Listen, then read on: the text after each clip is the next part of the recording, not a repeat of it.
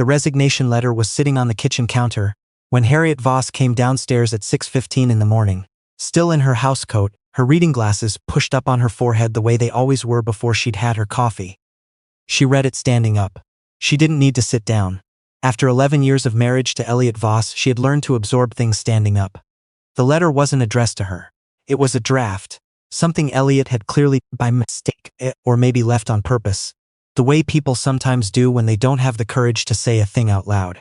It was his resignation from the architecture firm where they'd both worked when they first met, back when she was a junior associate and he was the kind of man who filled a room without trying. The letter said he was leaving to pursue a new chapter. The letter did not mention that the new chapter had a name, but Harriet already knew her name. She'd known for 4 months. She folded the paper in half, set it back on the counter, and poured herself a coffee. 3 weeks later, Elliott sat across from her at the dining room table. They'd picked out together at a store in Yorkville, the one with the hairpin legs she'd loved and he'd called fussy, and told her that he thought they'd grown apart. That she was wonderful truly, but that he'd changed. That he needed someone who matched where he was going. Harriet asked him where that was, exactly. He couldn't quite say. She nodded slowly, the way she did when a client presented a brief that was missing half the information she needed. Then she asked if he'd spoken to a lawyer. He said not yet. She told him she already had. She slid a manila folder across the table, stood up, and said she was going to take a bath. She didn't cry in the bath. She made a list in her head instead. The thing about Harriet Voss, which Elliott had somehow never understood despite 11 years of sleeping beside her, was that she was not actually quiet. She was precise. There is a difference, though most people don't learn it until it's too late. She'd grown up in Saskatoon, the second of 4 children, in a household where noise was how you survived. Her mother, Loretta, worked dispatch for a trucking company and had no patience for vagueness. Her father repaired small engines in the garage and communicated mostly through a series of grunts that the family had learned, over decades, to decode accurately. Harriet had learned early that the people who spoke the loudest rarely said anything that needed to be remembered. She developed instead the habit of saying exactly what she meant, when she meant it and not before. This made her seem, to people who didn't know better, like someone who had very little to say. Elliott had never known better. They'd met at a firm called Ashbridge & Cole on King Street West, the kind of place where the coffee was always burnt and the deadlines were always yesterday.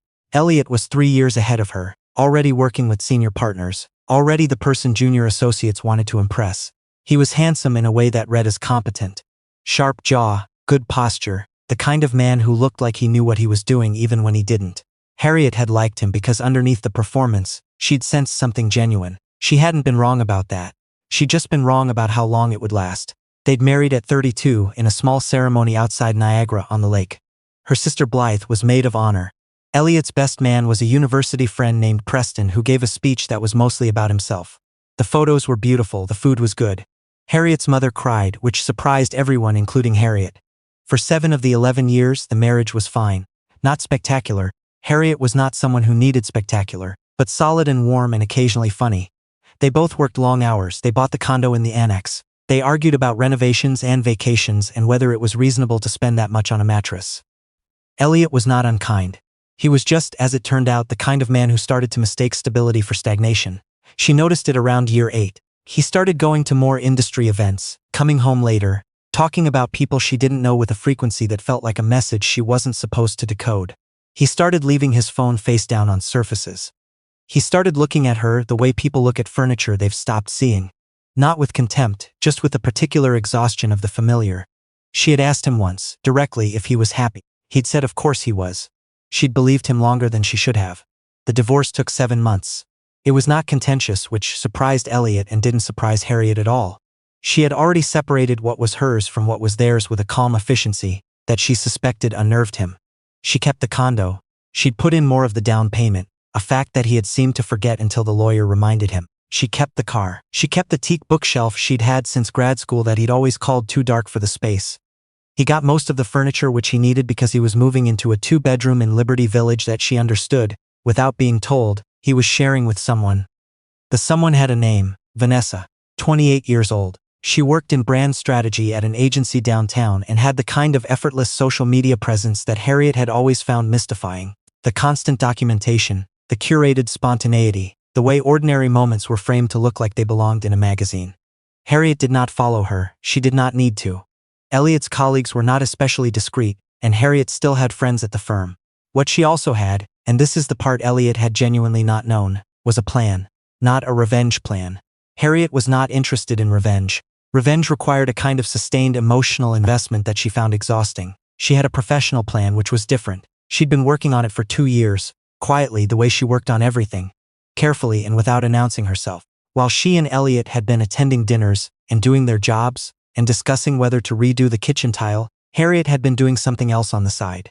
She'd been consulting on a project that had started as a favor to an old professor at the University of Toronto, and had slowly, over 24 months, evolved into something that did not yet have a public name, but was starting to feel inevitable. The project was a sustainable housing development.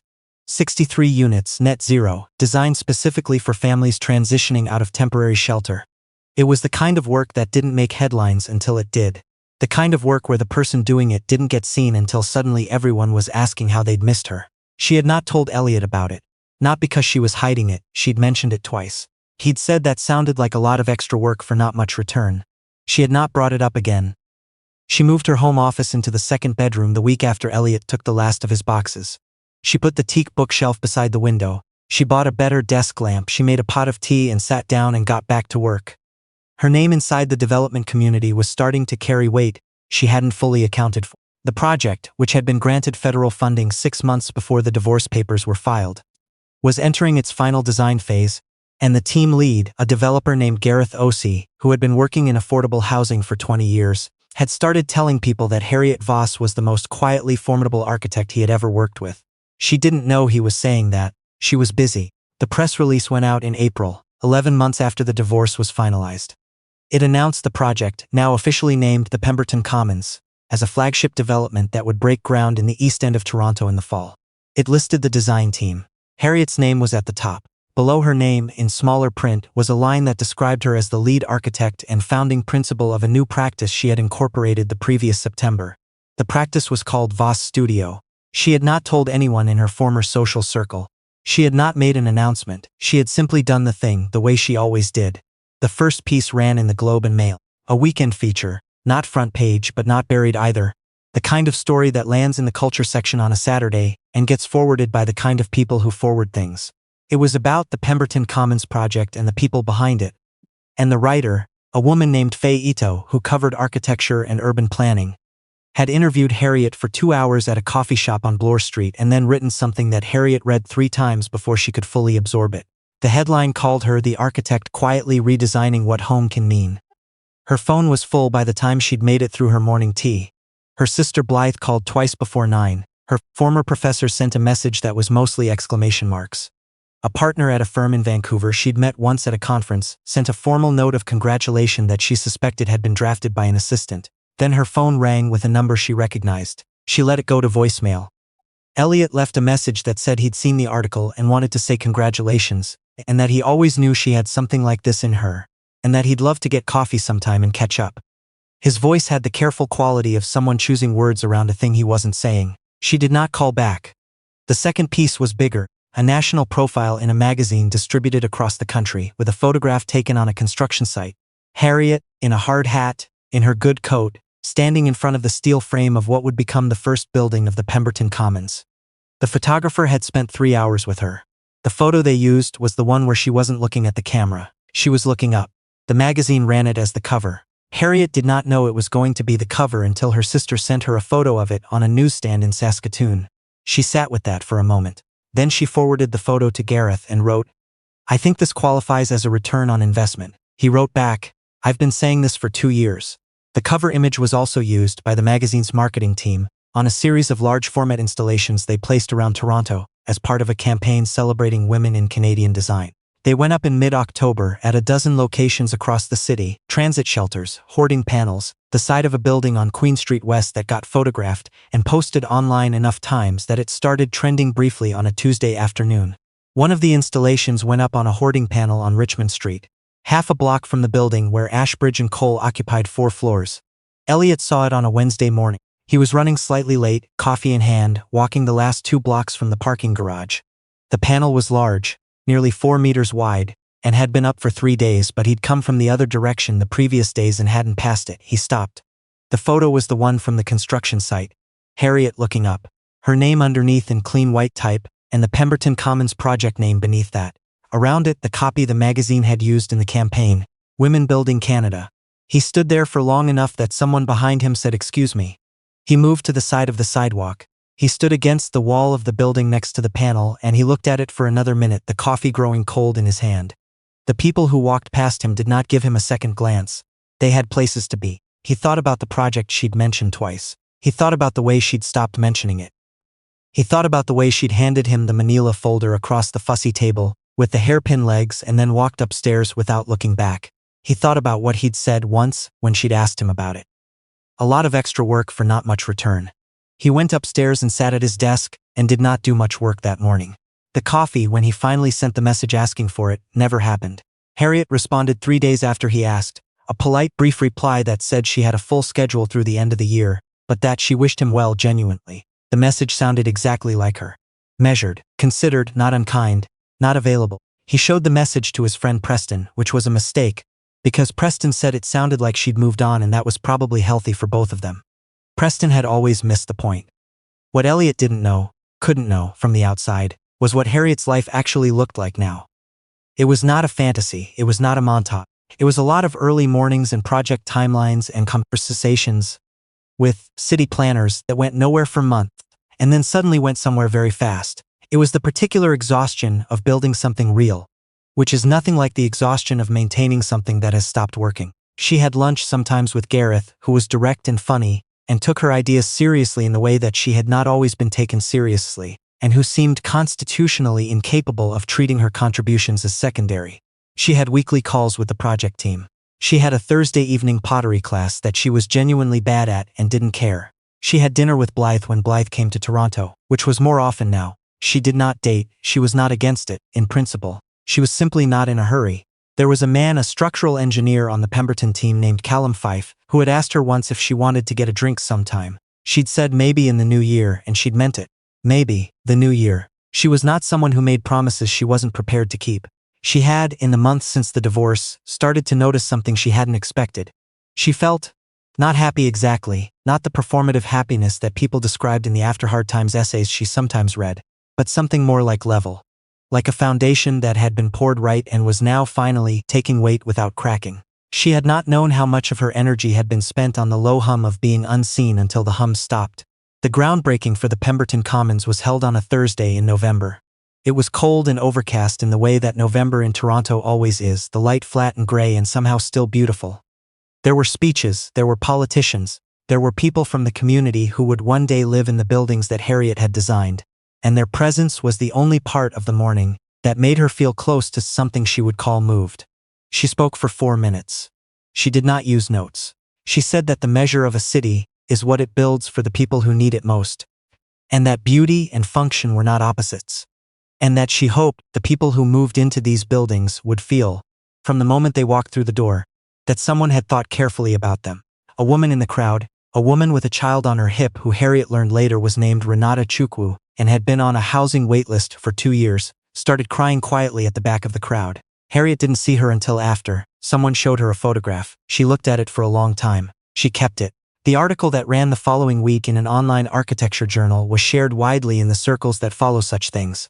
It discussed the Pemberton Commons in technical terms, praised the design approach, noted the firm behind it. Someone in the comments, an architect based in Calgary who Harriet did not know, wrote that Voss Studio was going to be a name to watch. Below that, someone else replied, "Been watching for 2 years. Glad the rest of you caught up." Harriet did not see the comment. She was in a site meeting. Elliott saw it. He was not sure why he was reading architecture journals at 10 o'clock on a Tuesday night, except that he had been, in the months since the panel on Richmond Street, doing a certain amount of reading that he hadn't done before. Not obsessively. Just the way you read about something when you're trying to understand where you miscalculated. He'd made a number of miscalculations. He was starting to understand the size of them. Vanessa had moved out in September. It had not been dramatic. They had simply, over the course of a year, discovered that what they'd had in the beginning, which had been mostly momentum and novelty, was not the same as the thing that sustained you when the novelty wore off. She had been fine about it. He had been fine about it.